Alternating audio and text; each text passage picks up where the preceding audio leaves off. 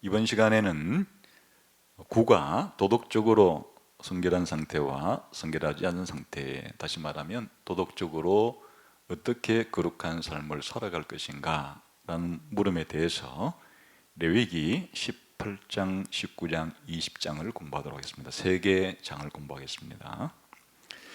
우리가 지난 과에서 공부했던 것처럼 레위기서 17장부터 20장까지 전체를 우리가 뭐라고 이름한다고 그랬습니까? 성결법, 거룩하게 살아가는 법에 대한 것입니다. 근데 이제 17장에서는 주로 무엇과 관련된 거룩한 삶이었죠? 음식 먹는 것, 특히 이제 고기 먹는 것과 관련된 그러한 이제 거룩한 삶에 대한 것이었고요. 이번 과에서는 특히 이제 레위기 18장부터 20장까지는 하나의 요 3개 장이 동심원적인 구조를 가지고 있습니다. 어떻게 동심원적 구조가 있느냐? 18장과 20장이 같은 내용을 다루는 평행을 이루어요. 그리고 이제 중앙에 있는 19장이 중심을 이룹니다. 그래서 마치 샌드위치를 생각하면 되죠. 이 18, 19, 20장의 바깥 그 빵에 해당되는 것이 18장과 19, 20장이에요. 주제가 둘 다 성과 관련된 그 거룩함이에요. 다시 말하면 성범죄를 하지 말란 얘기예요. 성도덕과 성윤리에 있어서 잘못된 성생활을 하지 말라 하는 내용이 바로 18장과 20장의 내용이고, 그 중앙에 있는 19장은 성 문제가 아닌 다른 모든 삶의 부분에 있어서 거룩한 삶을 살라. 다시 말하면 이제 레위기 18장과 20장은 우리의 삶에 있어서 성윤리, 성도덕에 있어서 거룩한 삶을 살라 그 뜻이고, 20장과 18장의 그 중앙에 있는 19장은 나머지 모든 생활에 있어서 거룩한 삶을 살라 하는 내용입니다. 그래서 19장이 더 이제 중심장이죠. 모든 것을 다 이제 포괄하는 것이고, 그런데 18장과 20장은 가장 이슈가 되는, 그리고 가장 기본이 되는, 우리 인간이 살아가는데 가정에서 벌어지는 가장 기본이 되는 그런 이제 성과 관련된 문제를 다루고 있다, 그런 겁니다. 그래서 그 구조를 잘 기억하는 것이 좋겠습니다. 그러면 이제 공부하는 순서는 18장과 20장이 같은 주제를 다루고 있다고 그랬으니까 그 2장을 먼저 공부를 하고, 그 다음에 중앙에 있는 19장을 공부하는 순서로 그렇게 지금 문제가 되어 있습니다. 우선 18장 부분을 한번 보겠습니다. 18장을 보시게 되면 전체적으로 이제 이 18장의 내용도 구조가 서론과 결론 부분에서는 이방인의 성문화를 본받지 말라 그런 거예요. 하나님 백성인 이스라엘 백성은 주변에 있는 이방 나라들이 성과 관련된 타락한 생활을 하는 것과 같이 해서는 안 된다 하는 것을 이제 보여주고, 그 중앙에는 어떤 내용들을 행하면 안 된다 하는 것을 말해주는 겁니다. 우선 한번 그 18장 1절부터 5절까지는 뭐 그 얘기예요. 아까 서론, 이방인, 당시 이제 이방인이라면 이스라엘 백성이 그 나왔던 이집트, 이제 들어갈 가나안 나라에서 행하는 그런 이제 성적 그런 문화를 본받아서는 안 된다. 결론도 마찬가지.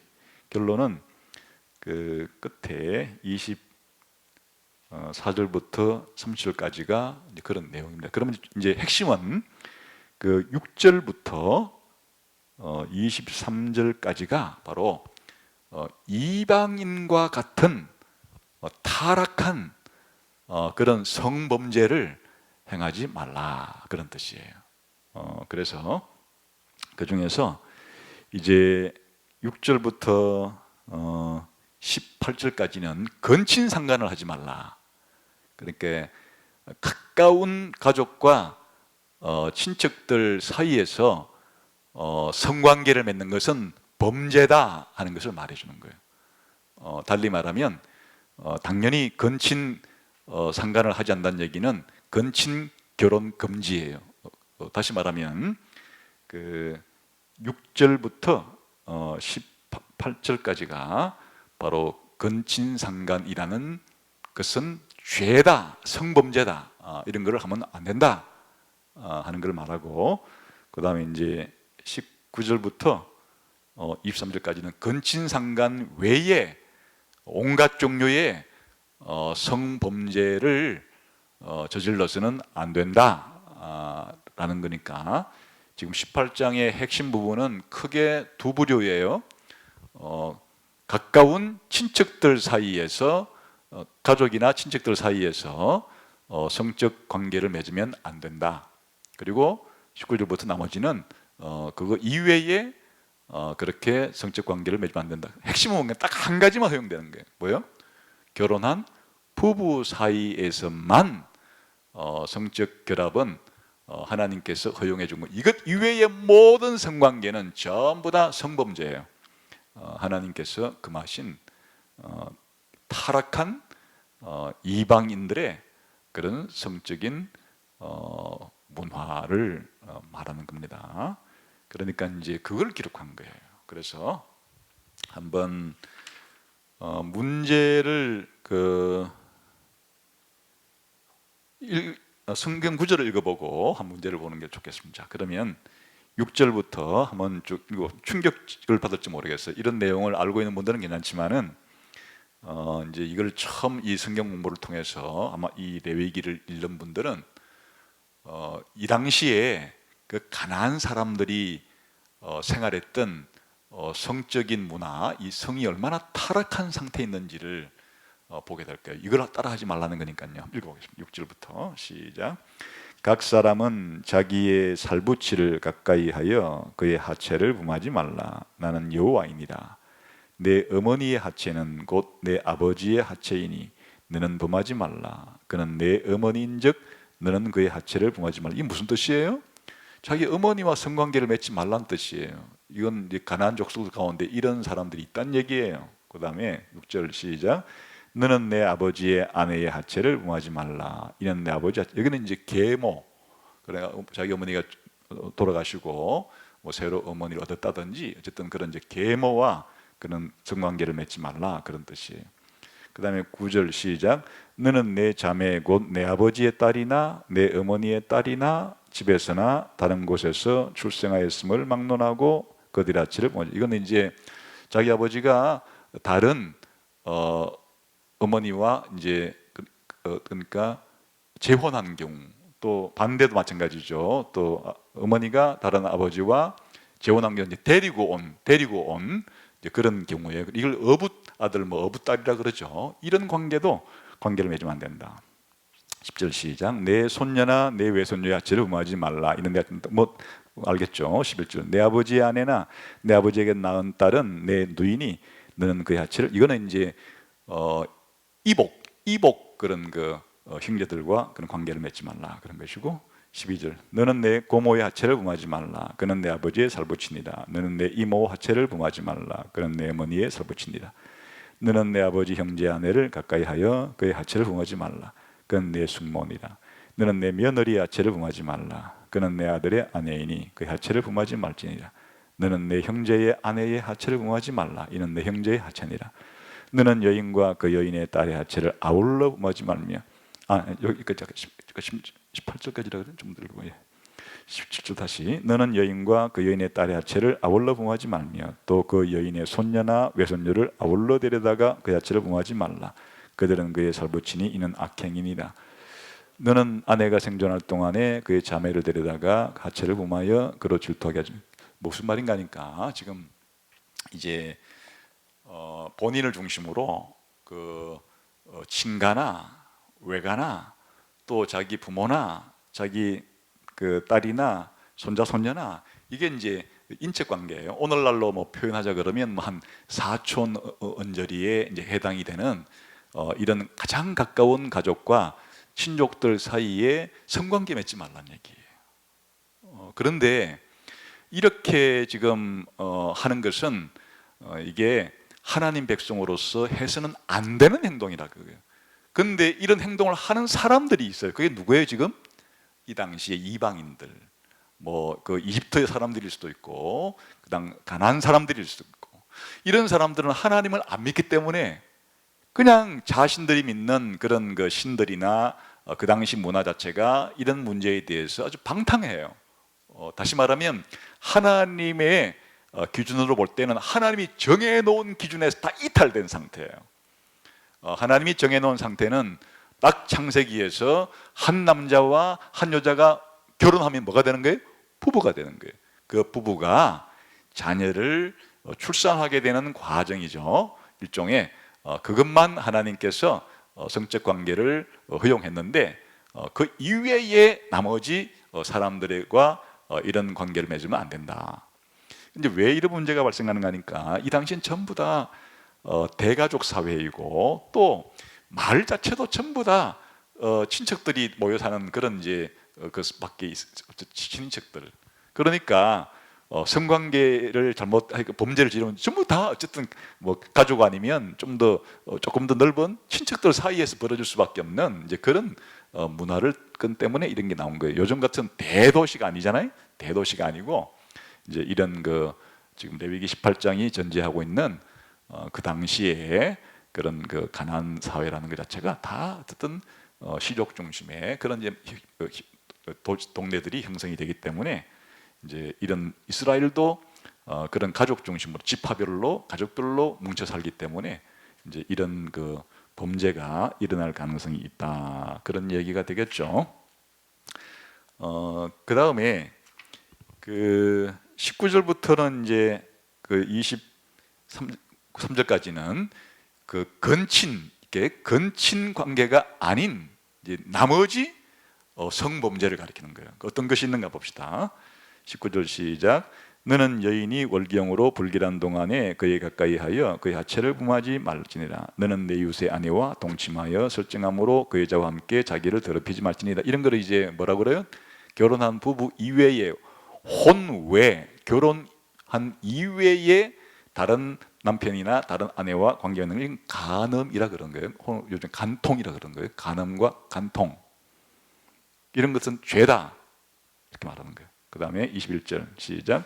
너는 결단코 자녀를 몰렉에게 주어 불로 통과하게 함으로써 내 하나님의 이름을 욕되게 하지 말라. 나는 여호와니라. 이게 자녀를 불태워서 제사하는 게 바로 몰렉에게 불 통과한다는 거예요. 그러니까 이제 이방한 그 암몬족 속의 그런 그 우상 숭배 가운데 하나인데, 이 몰록 신에게 제사를 하는 방법이 자식을 불태워서 바치는 거예요. 가장 끔찍한 거예요. 이거 왜 여기 나왔는가 좀 이따 설명드리겠어요. 그 다음에 22절. 너는 여자와 동침함 같이 남자와 동침하지 말라. 이는 가정. 이걸 오늘날 뭐라 부르죠? 동성애라는 거예요. 동성애 자체가 성범죄예요. 그 다음에 23절 시작. 너는 짐승과 교합하여 자기를 더럽히지 말라. 여자는 짐승 앞에 서서 그것과 교접하지 말라. 이는 물란하니. 짐승과 성관계를 맺는 것을 수간이라 그래요. 짐승과 관계를 맺는 것. 그러니까 간음 혹은 그 동성애 그리고 수간, 이런 것들도 그 당시에 행해주고 있었다, 그런 말이죠. 그러니까 이런 것들 자체가 이방인들의 성문화예요. 성풍습이에요. 그런데 하나님 백성인 이스라엘에게는 이런 행동을 해서는 안 된다. 하나님께서 싫어하시고 하나님이 죄라고 인정하시는 그런 행동들이기 때문에 해서는 안 된다, 그런 거예요. 근데 이제 여기에 딱 하나 성적인 관계와 관계 없는 구절이 하나 나오는데, 그게 그 자녀를 몰렉에게 불태워 제사하지 말라, 이 얘기가 왜 나왔는가? 그러니까 이런 그 건친 상간이 되었건 건친 결혼이 되었건, 그리고 이 부부 이외에 다른 그 다 변태라고 부르는 그 정상적이 아닌 이런 성적인 행동들이 왜 문제가 되는가 하니까 이 전부 다 자녀 생산과 관계된 것들이죠. 기본적으로 성경에서 생육하고 번성하여 땅에 충만하라 하시는 하나님께서 우리 인간에게 주신 목적을 이루기 위한 것이 하나님이 남자와 여자로 이렇게 인간을 만드신 이유고, 그리고 남성과 여성과의 생식기간의 차이가 나게 하신 목적도 부부가 결혼했을 때 그 생식기간의 결합을 통해서 자녀 출산을 통해서 이 인류가 번성하게 하시는 것이 하나님의 목적인데, 이런 비정상적인 모든 성관계는 전부 다 가정을 파괴하는 거예요. 하나님께서 창조의 질서로 만드신 일남일녀의 일부일처의 정상적인 결혼이라고 하는 이 부부관계와 이로써 생산되는, 출산되는 자녀들을 통해서 이루어지는 가정, 그리고 조금 더 확대되어지는 친척과 더 방대하게 펼쳐지는 이제 인류 사회 전체에 있어서 가장 핵심이 바로 이 가정인데, 비정상적인 모든 이 변태적인 성생활들이 지향하는 바가 가정을 파괴하는 것이에요. 가정을 파괴해요.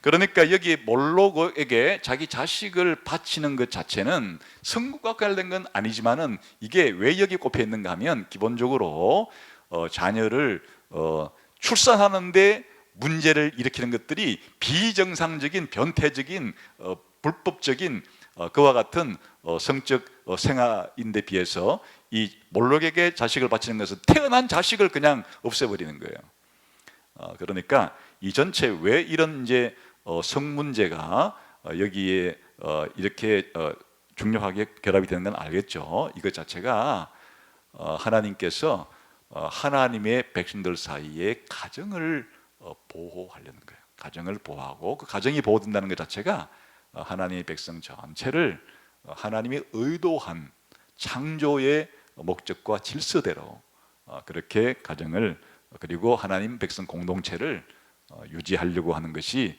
이방인들이 하는 이런 문란한 성적 생활을 따르면 안 된다 하는 율법으로 이렇게 나타난 것이다, 그런 말이죠. 우리 한번 문제 한번 읽어봅시다. 그 성과 관련된 규례 성결한 부부생활이라는 제목으로 18장에 이제 문제가 되어 있죠. 한번 시작. 레위기 18장은 확대 가족 안에서의 성결한 관계를 시작으로 성적 정결에 대해 가르치고 있다. 6에서 18절에서는 건친상간으로 간주되는 범위를 규정한다. 아까 설명드렸죠. 응급을 요하지 않은 두 사례가 있지만 자기의 살부치를 범하지 말라는 명령 안에 포함된 것이기 때문에 명백한 금지로 볼 수 있다. 본문에 남은 구절들은 이런 기준을 전체 가계도로 확대 적용하고 있다. 6에서 18절을 다음 도표와 비교하고 관찰한 내용을 논해보라. 이렇게 도표를 그려놓으니까 좀 한눈에 지금 들어오죠. 그래서 그 레위기 그 18장 6절에서 18절 읽을 때 이런 도표를 보면서 하면 어떤 관계를 말하는지가 나오죠. 뒤에 문제를 계속 읽어봅시다. 본문 9절에 언급된 친족 관계의 사람들은 이들과 성관계를 맺을 경우 건친상간으로 간주되는 이들이며, 따라서 성관계가 금지된 대상들을 가리킨다. 이 전체 가계도에서 유일하게 합법적인 성관계를 맺을 수 있는 대상은 부부밖에 없다. 그러니까 지금 결혼한 부부, 한 남자와 한 여자가 결혼을 해서 부부가 되었을 때 하나님께서 이제 허용해 준 합법적 성적 관계는 부부 사이에서만 가능. 이게 하나님께서 인간을 창조한 다음 남녀에게 부여한 하나님의 창조 질서이고, 하나님의 창조 질서를 구체적으로 가르쳐 준 민족이 누구예요? 이스라엘 백성, 하나님 백성인 이스라엘 백성이에요. 그래서 이 율법을 통해서 하나님이 이렇게 말씀해 주신 겁니다. 그래서 이제 이 그 18장에 나오는 이제 이런 내용들이 처음에는 어리둥절하겠죠. 복잡한데 그 알갱이를 핵심을 알게 나면 이해할 수 있어요.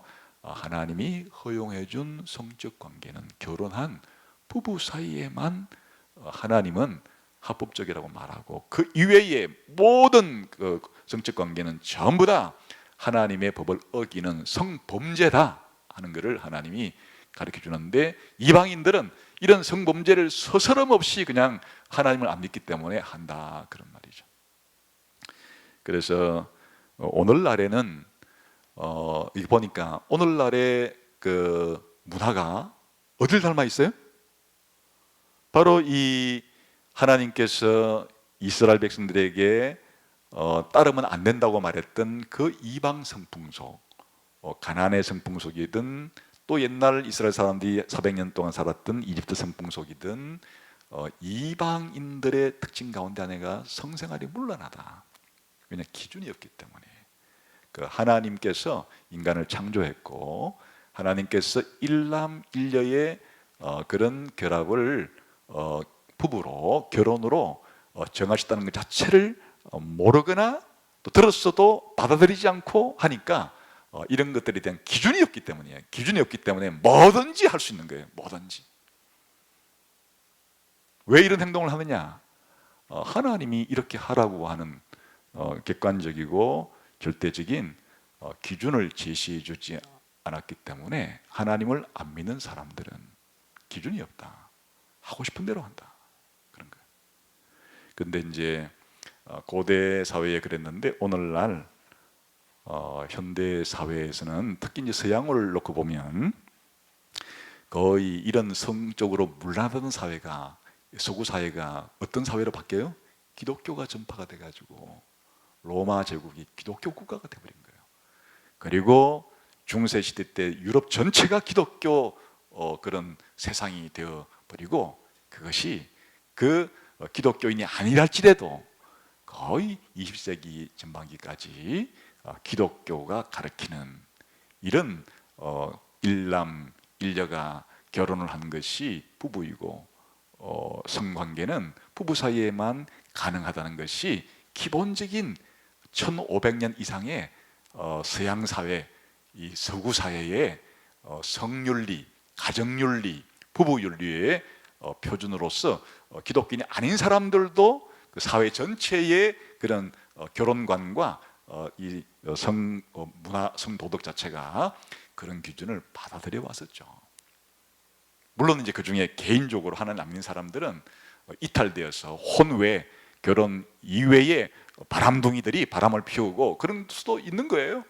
또 결혼하기 전에 바람을 피우기도 하고 또 동성애도 하기도 하고 뭐 이런 일들이 있었지만은 그거는 소수가 모르게 하다가 걸리면 지탄을 받거나 그런 행동이고, 서구 사회 전체는 이런 기독교의 성윤리와 성도덕에 따라서 이것이 옳다고 했고, 사실은 동양이나 그런 이제 기본적인 그런 그 세계 종교를 가지고 있는 그런 문화권에서도 기본적으로 이렇게 결혼을 생각하죠.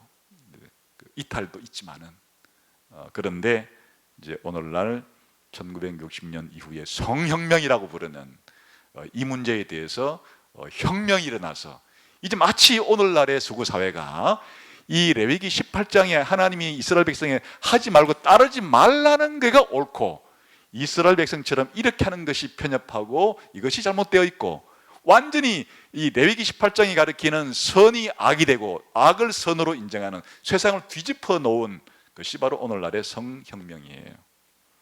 오늘날의 성혁명은 레위기 18장의 하나님의 가르침을 악으로 생각하는 거예요. 이런 한 남자와 한 여자가 부부가 되어서 부부 사이에만 성관계를 맺는 것은 이것은 고리타분하고 잘못된 것이고 인간을 자유를 억압하는 아주 독재자나 할 수 있는 독재적인 이런 것이고, 그냥 성생활은 마음껏 해도 좋고 지금은 동성애를 떳떳하게 법으로까지 만들고 심지어 동성 결혼까지도 법으로 제정해서 합법화시켜서 그렇게 살아가는 마음대로 성개방 자유로운 성생활을 하는 것이 인간을 해방시키는 것이다, 이렇게 생각하는 사람들이 더 주류를 이루고 있는 하나님의 창조 질서를 완전히 뒤집어 놓은 시대가 우리 시대인데, 그 서구의 영향이 이제는 다른 문화권에까지 침투해 들어가고 있는 현대화가 되고 근대화가 되는 나라들은 이와 같은 성에 대한 태도와 자세가 밀려 들어가고 있는. 그래서 오늘날은 이제 이스라엘 백성 속에는 이런 잘못된 성문화가 소수여야 되겠죠. 그런데 이스라엘 백성이 가나안에 딱 들어가게 되면 주변에 있는 사람들은 전부 다 이런 문화가 형성이 되어 있을 거란 말이에요. 그래 기독교인이 따라가서는 안 된다고 이렇게 이제 생각을 하는데 역사적으로 보게 되면 1500년 정도 그 로마가 기독교 국가가 된 이후로 그 거대한 인류 역사의 중심 문명이었던 서구 사회에서 이제 이 레위기 18장에 하나님이 가르쳐주는 그런 표준을 받아들이다가 이제는 서구 사회조차도 이것을 받아들이지 않고 오히려 레위기 18장이 잘못됐다고 하는 것을 옳다고 하는 이런 문화가 형성이 되었으며 그것이 이제 오늘날 대한민국에까지도 점차적으로 이렇게 밀려 들어오기 때문에 대한민국의 기독교인들이 점차적으로 이런 성 문제에 대해서 우리 기독교인이 가지고 있는 생각이 소수가 되고 레위기 18장에서 금지하는 이런 태도가 오히려 이 사회에 다수가 점점 되어가고 있는 아주 어려운 시대에 우리가 살아가게 되어 있다. 그러나 기독교인들은 교회 내에서만큼은 확실하게 레위기 18장에서 가르치는 이와 같은 하나님이 가르쳐준 기준대로 교회는 그렇게 살아가야 된다 하는 것이 중요한 것이에요. 사회는 이방 사회니까 이방인들은 어떻게 되어지는 것은 사실 교회가 관장할 영역은 아니죠. 그러나 교회 안에서는 바로 레위기 18장이 가르치는 이와 같은 태도를 가져야 한다. 이게 이제 중요한 18장이 주는 교훈이에요. 한 번 더 남아있는 부분 좀 읽어봅시다. 19절에서 23절은 근친관계 밖에서의 성적 지혜를 열거하고 있다. 간음, 간통, 동성애, 수간 이 단락의 중심에는 자녀를 몰락에게 바치는 행위를 금하는 규정이었다. 이것은 무엇을 의미한가? 이 해석이 여러 가지예요. 여러 가지인데 아까 제 해석을 아까 설명드린 거예요. 이 몰락에 바치는 것 자체는 아마도 이런 그 자녀 출산과 관련된 것들이 가정 보호가 28장의 목적인데 이것에 이런 연관이 있다. 그래서 뭐 생뚱맞은 내용 같지만은 그렇게 가정 보호라고 하는 자녀 출산이라고 하는 이런 문제와 연관 지어 보면 이해할 수 있다. 뭐 그런 정도 해석을 해드렸습니다. 자, 그 다음에 이제 20장은 똑같은 문제인데 뭐가 달라졌는가 하면 이제 처벌이에요. 아까 18장은 그냥 하지 말라, 따르지 말라, 본받지 말라 이런 건 잘못이다. 거기까지만 말했고 20장에서는 전부 다 그런 걸 할 때는 사형시켜라, 죽여라, 공동체에서 추방해라 이렇게까지 강력하게 이런 문제를 하나님 백성에게 하나님께서 처벌을 명하셨다 하는 게 20장이에요. 오늘날의 이런 성혁명의 기준을 보면 이런 것들을 잘못이라 보기 때문에 깜짝 놀라겠죠. 아니 동성애 했다고 사형시키라고? 뭐 깜짝 놀라겠죠. 그러니까 이제 오늘날 기독교가 세상의 공공의 적이 되어가고 있는 거예요. 이 성혁명 때문에. 옛날에는 동성애를 하는 사람이 부끄러워했죠. 부끄러워해서 몰래 하고 하다가 발각이 되면 또 국가에서 대다수의 국가들이 1960년 이전에는 동성애를 하는 것 자체를 불법으로 여겼어요. 비정상적이라고 여기고 언제 그랬는데 오늘날에는 정반대로 뒤집어져 가지고 동성애가 잘못이다 하는 사람을 오히려 이상한 사람 취급하는 이런 세상이 되었잖아요. 그런데 이게 이제 여기에 나온 내용들은 전부 다 뭐 그런 내용이기 때문에 왜 그런가는 이제 이게 이스라엘 사회는 오늘날 국가하고 다른 점이 있기 때문이에요. 그 이스라엘 사회는 종교와 정치가 국가와 교회가 하나로 되어 있는 신정 국가이기 때문에 이제 이렇게 동성애를 하는 것 자체는 단순한 사회 문제가 아니기 때문이에요. 이 자체가 하나님의 법을 어기는 하나님께 대한 반역도 되기 때문에 그래서 이제 이스라엘에서 지금 이렇게 처벌을 하라고 하는 것은 이스라엘의 오늘날 생각하게 되면은 종교에 대한 문제와 국가의 시민의 문제에 대한 것들이 분리되지 않고 하나로 되어 있기 때문에 이렇게 강력한 형벌이 내려졌던 것이에요. 그러나 이제 오늘날의 사회에는 종교와 이 정치가 분리되고 교회와 국가가 분리되어진 게 이제 서양에서의 근대 시민사회라는 것이고 근대 국가제도라는 거예요. 그래서 이제 오늘날에는 뭐 이런 법 자체가 만일 동성애를 금하는 나라를 할지라도 그냥 종교와는 상관없이 그냥 국가의 어떤 것으로 취급하지, 그 문제를 종교적인 문제로 취급하지는 않지만, 그러나 이제 이런 그 이스라엘의 국가의 법은 교회 안에서는 적용이 될 수 있는 거예요. 어떻게 적용되는 거니까 교회 안에서도 적용도 조심해 적용해야 되는데, 교회 안에서 성도가 동성애를 했다고 해서 여기를 그대로 따르지는 않죠. 만약에 회개를 권하고 도와줘서 잘 이 자체가 타고날 때부터의 그런 문제가 아니라 하나님 말씀하시듯이 창조 질서에 어긋난 이게 잘못된 것이라는 것을 일깨워주고 또 고칠 수 있도록 도와주고 그런 의지를 표현하거나 할 때 그렇게 이제 도움의 손길들을 펴주는 동시에 끝까지 나는 동성애가 합법적이고 동성애를 반대하는 것은 불법이라고 이러면 하나님 믿는 사람이 아니죠. 하나님께서 지금 성경에서 동성애는 범죄라 그러고 구약시대는 심지어 동성애자를 사형까지 처하라고 했는 이렇게 말씀하시는데, 자기가 나는 동성애가 죄가 아니라고 하면 자기가 하나님보다 더 높다는 뜻이고 자기는 하나님 안 믿는 뜻이니까 그런 사람을 계속 그런 생각을 고집할 때는 그럼 교회 바깥으로 나가게 해야 되는 거죠. 그에게 물리적인 것은 아무렇게 할 수 있는 문제가 아니에요. 교회에는 그런 권한은 없고 단지 교회는 하나님이 정해 놓으신 법을 우리의 지켜야 될 법으로 믿는 사람들의 공동체니까 그걸 반대하는 사람이 있다면 그 사람은 교회 공동체 바깥으로 나가시도록 그렇게까지는 교회가 할 수 있을 것이다. 그런데 이제 이런 문제가 국가가 동성애에 관련된 동성 결혼에 대한 법을 정하기 전에는 종교 공동체가 그렇게 마음대로 가능하지만, 이게 이제 국가가 이런 문제에 개입해서 국회를 통해서 법률로 제정하기 시작할 때는 이 자체가 종교가 정하는 그런 원칙과 위배될 때 충돌이 일어나게 된다. 그런 것이 이제 앞으로 많은 그 교회가 겪어야 될, 국가와의 겪어야 될 이제 그런 갈등의 문제가 될 것이다. 그런 거예요. 그래서 20장은 그런 처벌의 문제를 다룬 겁니다. 그래서 내용은 거의 똑같이 나가요. 거의 20장이 나온 내용들이 그대로 나오면서 끝에 그냥 이런 경우에 처벌을 어떻게 해야 된다 하는 것을 말해 놓은 겁니다. 예를 한번 들어볼까요? 그럼 20장 올라가 보겠습니다. 시간 관계상 하나 20장 10절 한번 예를 하나 읽어봅시다. 시작. 누구든지 남의 아내와 간음하는 자 곧 그의 이웃의 아내와 간음하는 자는 그 간부와 음부를 반드시 죽일지니. 깜짝 놀라리죠. 오늘은 그냥 간통을 국가에서 간통이 죄가 아니라고 막 그렇게 만든 국가들이 수두룩한판에 간통한 사람을 둘 다 죽이다니, 현대 아까 말한 것처럼 깜짝 놀랄 일이죠.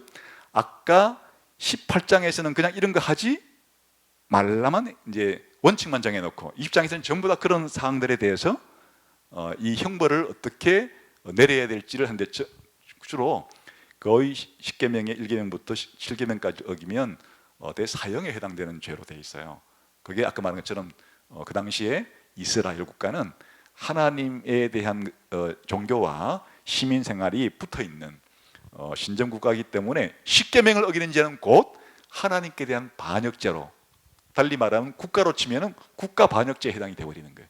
그러니까 이제 이런 엄격한 규정이 있고, 사실은 하나님께서 이걸 통해 보여주려고 하는 것은 이런 것들이 뭘 파괴한다는 걸 보여주고 싶은 거니까 가정을 파괴하고 사회를 파괴하는 그런 행동으로 연결되기 때문에 심각한 문제다는 것을 가르쳐 주기 위해서 구약시대에 이렇게 엄격한 형벌을 명했던 것이라고 생각하시면 되겠습니다.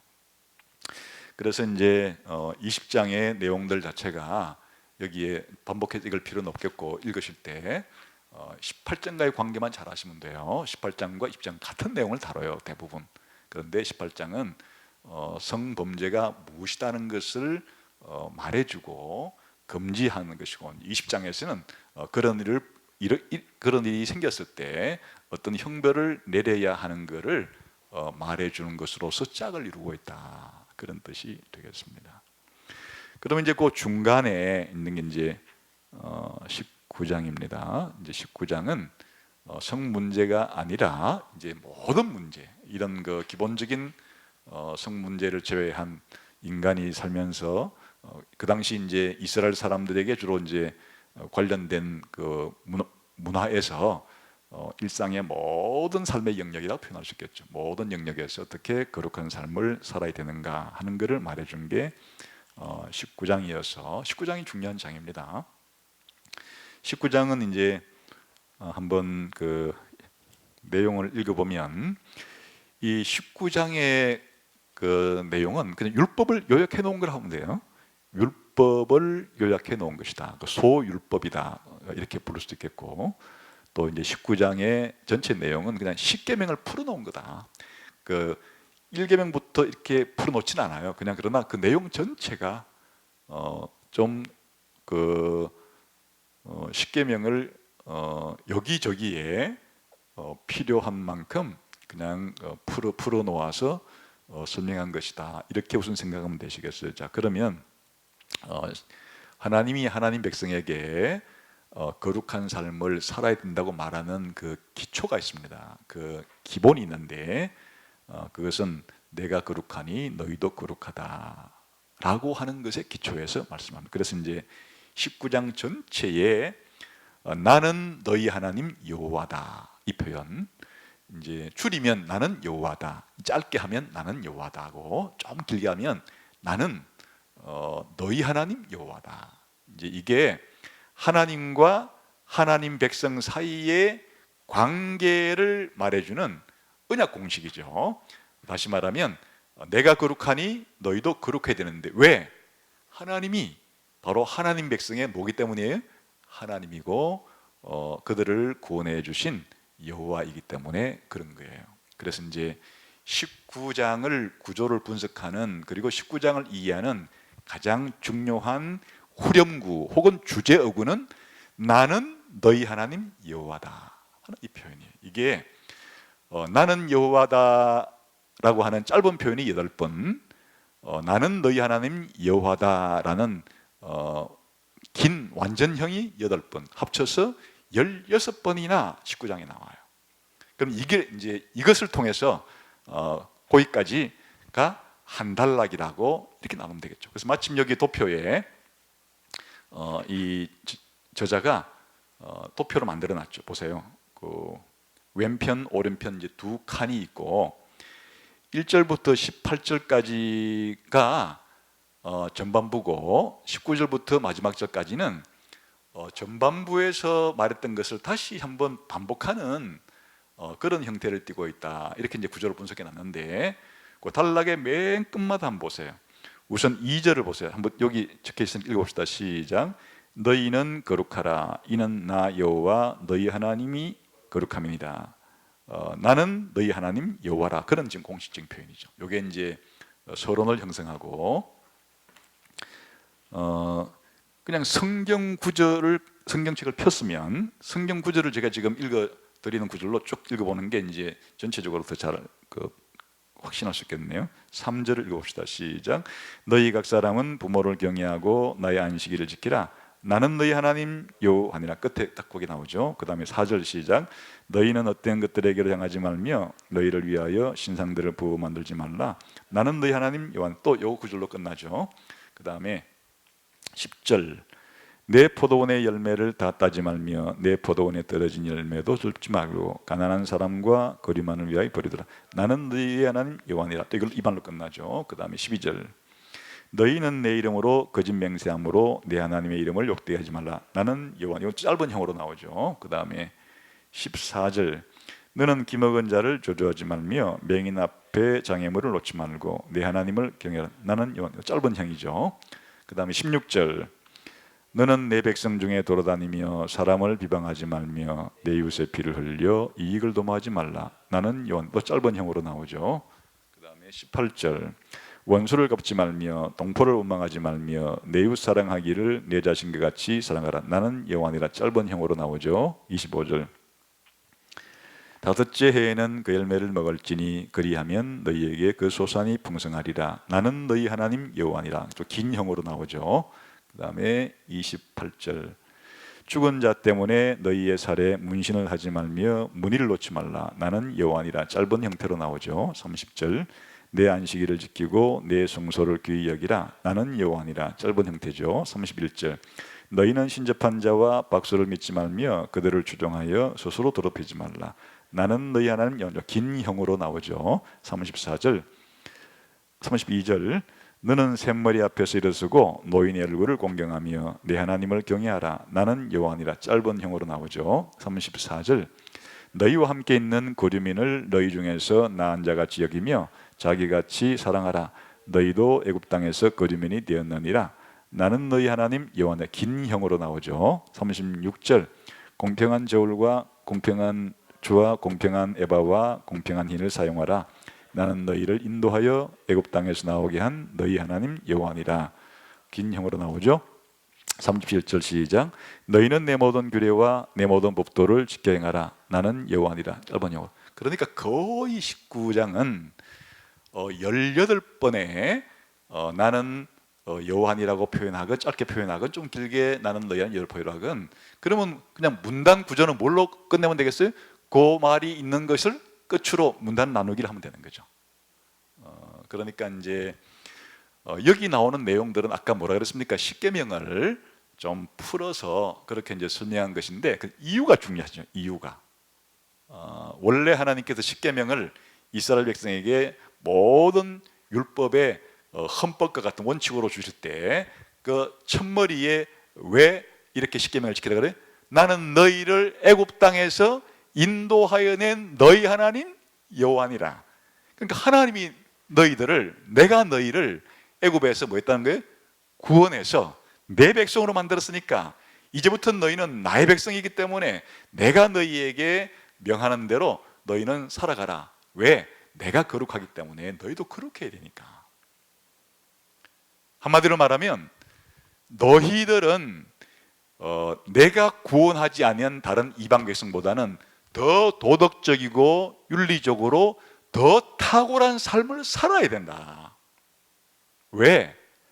이방인들은 아직 내가 구원한 백성이 아니기 때문에, 나를 잘 모르기 때문에 태어날 때부터 타락한 죄성을 가지고 죄의 본성대로 살아가기 때문에 자기 마음대로, 자기 욕망대로, 자기 본능대로, 자기 욕구대로, 자기 생각대로, 자기 느낌대로 그렇게 살아가기 때문에 내가 그들에게 원하는 그런 삶이 아니라 여러 가지의 도덕적으로 잘못된 그런 행동들을 많이 하지만은, 그러나 이제 너희는 내가 택해서 내가 너희 죄를 용서해주고 내가 너희를 정결하게 만들어주고 내가 성령을 보내서 너희를 거룩한 백성으로 만들어 주었기 때문에 이제는 내가 가르쳐주는 이 기준, 내가 말해주는 이 그 표준대로 너희가 삶을 살아서 다른 구원받지 못한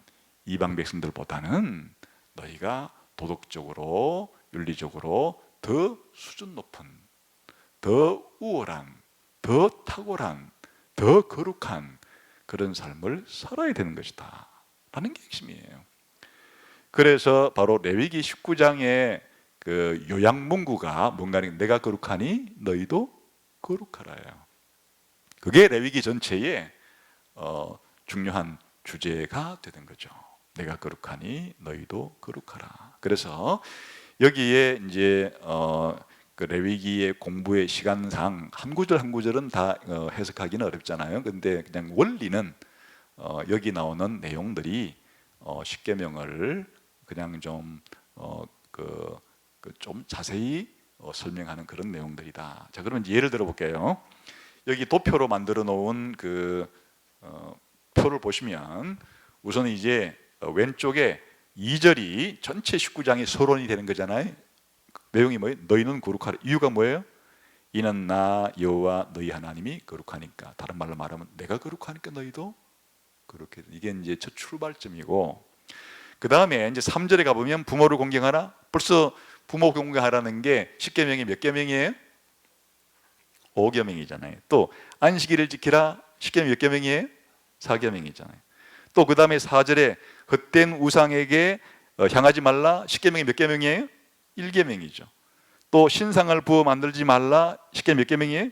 2계명이잖아요. 이런 식으로 이제 기본적으로 19장에 나오는 이런 그 내용들이 10계명의 순서대로 되어 있지는 않아요. 10계명의 순서대로 되어 있지는 않은데 10계명에 나오는 내용들을 그렇게 이제 조금 더 때로는 풀어서 조금 더 길게 이렇게 이제 설명하는 방식으로 되어 있어서 거의 이 19장의 내용들을 그냥 요약하면은 10계명이 된다 그 뜻이에요. 이것도 풀면 19장이 되는 거고. 그런데 주로 이제 10계명의 형식은 그 순서가 분명해요. 먼저 하나님께 대한 계명이 우선순위로 쫙 4개가 먼저 나오고, 그 다음에 이제 인간에 대한 계명이 6개가 나오는데, 주로 이제 19장에서는 주로 어디에 좀 중점을 두는가 하니까 인간 사이에 행동해야 될 것들. 아까 이 제사법이라든지 정결법은, 그리고 속죄일날은 주로 누구와 누구 사이의 관계가 우선적으로 설명이 됐어요? 하나님과 사람 사이의 관계가 우선적으로 설명이 됐죠. 그래서 이제 17장부터 나오는 이 그 거룩법은 물론 여기에도 하나님께 대해 행동의 행동도 있지만은 주로 이제 중심점은 이웃 관계 속에서 다른 사람과의 관계 속에서 거룩하게 삶아야 될 내용을 말하기 때문에, 같은 10계명을 말하더라도 안식일 계명보다 뭐가 먼저 나와요? 부모 공경하라. 이거부터 그냥 먼저 나오는 이유가 이제 대충 그렇게 지금 되어 있다. 그래서 이 19장에 있는 내용들은 그런 내용으로 되어 있기 때문에 결국에 이제 19장을 공부하는 것은 좀 10계명을 좀 자세하게 공부한다고 생각하시면 되는 거고, 이제 어느 문맥 속에서 지금까지 그 7장부터 20장까지가 어떤 문맥이에요? 이스라엘 백성이 가나안 땅에 들어갔을 때 주변에 이방 나라 사람들처럼 살지 말고 하나님 백성답게 살아라 하는 그 문맥 속에서 또 뭐와 대비해서? 정결법과 대비해서. 정결법은 하나님께 뭐 할 수 있는 자격 조건을 얻는 거라 그랬어요?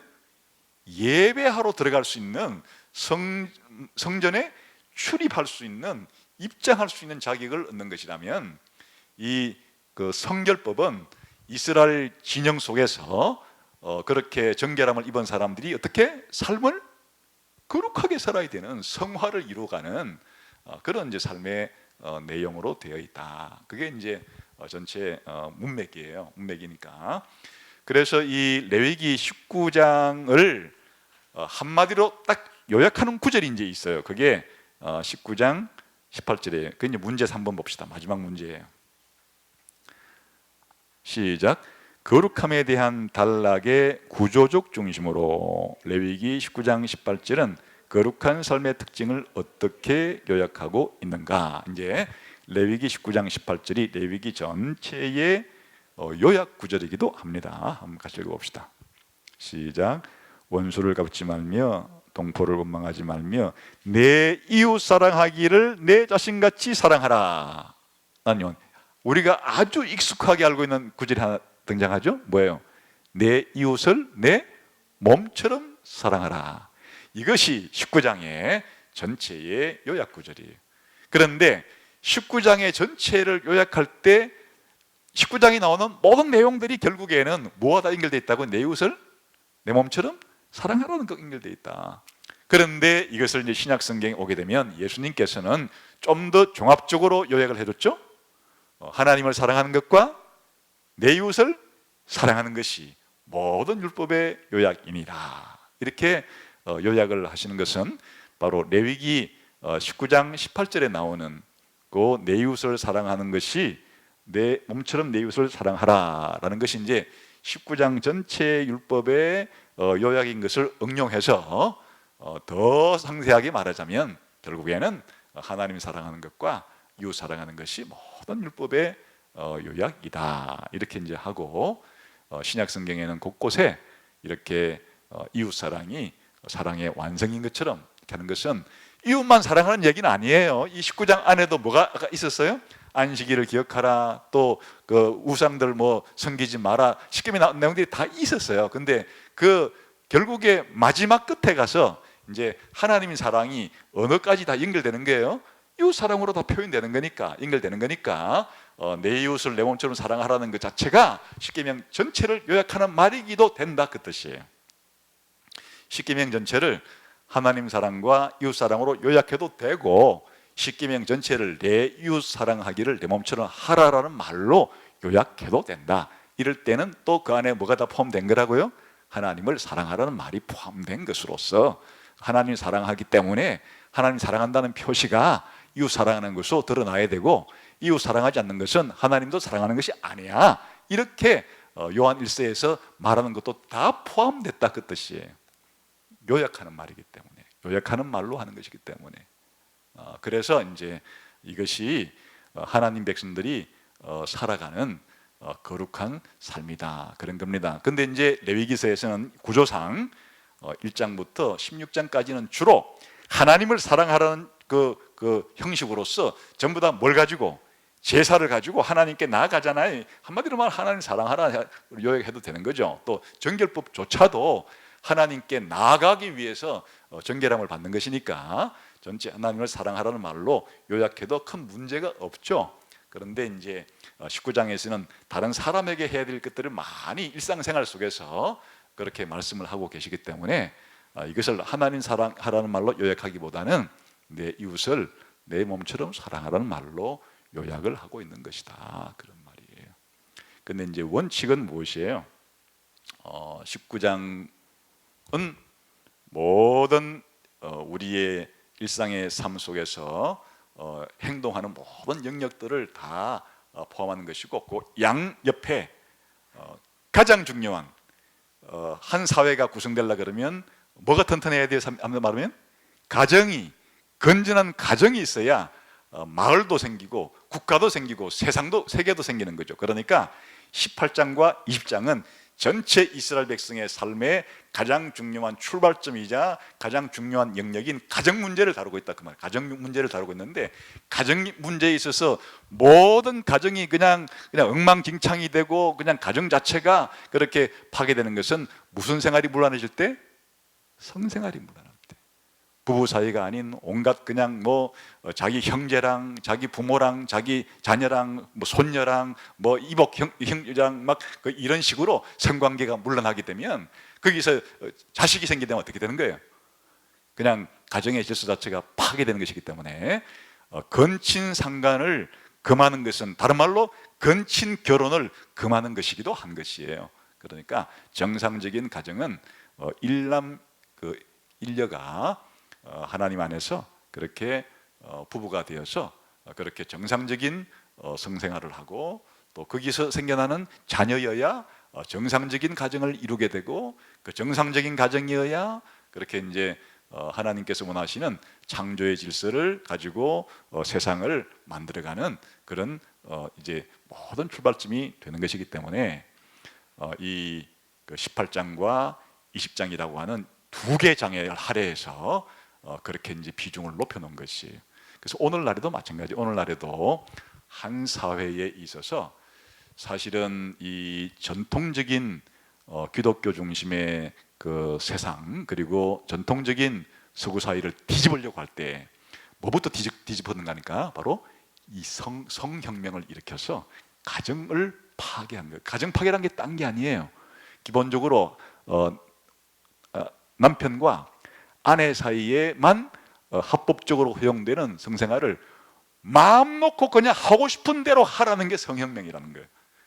가장 초창기에 때는 그냥 자유연애라 그래서 부부 사이가 그냥 바람 피우는 것 정도만 좀 허용이 돼요. 우리나라도 마찬가지예요. 우리나라에 들어올 때 자유부인이라고 하면 그냥 부부 사이 관계가 아닌 바람 피우는 부인, 그런 정도였는데, 이게 점차적으로 이제 더 확산되어 가지고는 그냥 남편 아닌 남자를 남자친구로 삼고 아내가 아닌 다른 집의 아내를 여자친구로 삼는 것이 그냥 정상적인 그 개념이 있는 인간처럼 취급이 당한 사회가 됐던, 더 한 단계 넣어가서는 이제 결혼하기 전에 청춘 남녀들이 결혼하기 전에 그냥 함께 동거하는, 그러니까 다시 말하면 혼전, 결혼하기 전에도 그렇게 성관계를 막 맺는 시대로 바뀌더니만 이제는 그 동성애 자체를 그냥 온갖 드라마나 그냥 영화나 노래나 그림이나 이런 것들이 막 부추기는 사회가 되면서 이제는 뭐 동성애 하는 것이 정상적인 그런 사회이고, 동성애를 조금 문제시 여기는 사람이 오히려 정신적인 문제나 잘못된 사람처럼 취급이 되더니만, 더 나아가서는 동성 결혼을 그냥 국가에서 법으로 만들어 가지고는 합법화 시키는까지 나아가거나, 지금은 남성과 여성이라는 성 구분 자체는 없는 거다. 그냥 자기가 느끼면 성이 되어서 나는 남자로 태어났지만 나는 남자의 몸을 가졌지만 나는 여자예요, 뭐 이런 사람도 있고, 나는 여자의 몸으로 태어났지만 실제 나는 남자예요, 나는 남성과 여성 두 가지를 다 가지고 있어요, 나는 남성도 아니고 여성도 아니고 이상한 제3성이에요. 나는 온갖 종류의 자기가 느끼면 그걸 다 성으로 인정해주는 그 수십 가지 성이 생겨난 지금 상태. 앞으로는 수백 가지 성이 나는 오늘 아침 일어나니까 고양이처럼 느껴져요. 고양이 성. 나는 오늘 아침에 캥거루 같은 느낌이 갑자기 드네요. 그럼 캥거루 성. 뭐 온갖 수백 개의 성이 앞으로 나타날 수 있는, 근데 그걸 동등하게 인정해 주자는 이런 식의까지 오늘날 세상이 점점 그렇게 이 성문화가 바뀌고 있는 것이, 마치 오늘날은 레위기 18장에 했던 하나님께서 금지한 그 가나안의 성문화가 전 세계를 휩쓸고 있는 듯한 그런 형국이 되어서 기독교인들이 이런 시대에 신앙생활하기가 무척이나 어려워졌다.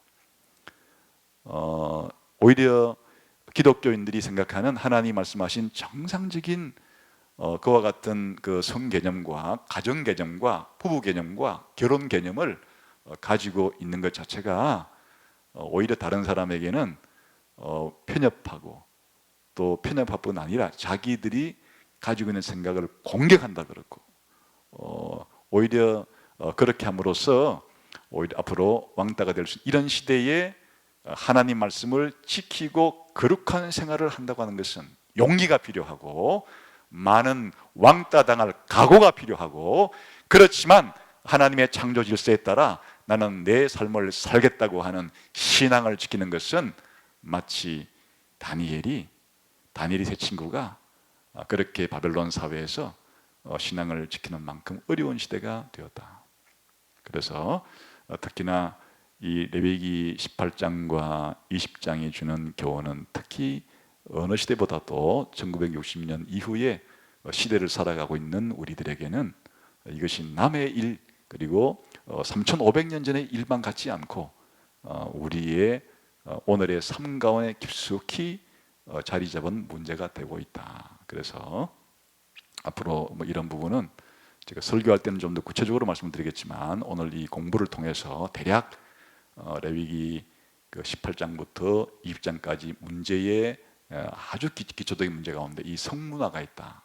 성윤리와 성도덕의 부패라는 문제가 개입이 되어 있고, 그 19장에는 전체 우리 인간의 삶을 지탱하는 원리로서 내가 거룩하니 너희는 곧, 다시 말하면 하나님의 백성들은 하나님의 거룩함을 본받아 살아야 되기 때문에 주변에 하나님 믿지 않는 불신자들이 어떻게 살아간다고 해도 그걸 부러워하거나 그걸 따라가거나, 저 사람은 저렇게 하는데 나는 왜 이 행동해야 돼? 안 돼. 그거는 불신자니까 그렇게 행동하는 거지. 우리 신자들은 신자기 때문에 다른 불신자들은 그렇게 행동해도 그렇게 행동해서는 안 되는 거예요.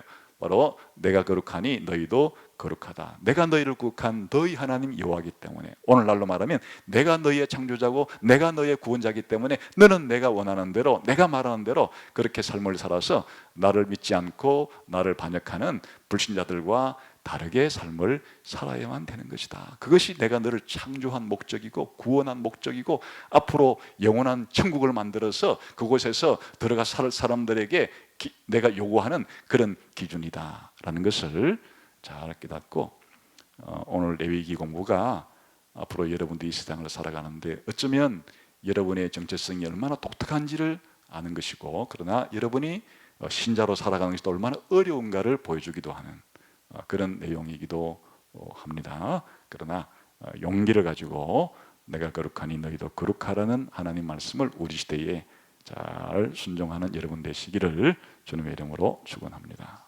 네, 오늘 공부는 여기까지 마치도록 하겠습니다. 수고했습니다.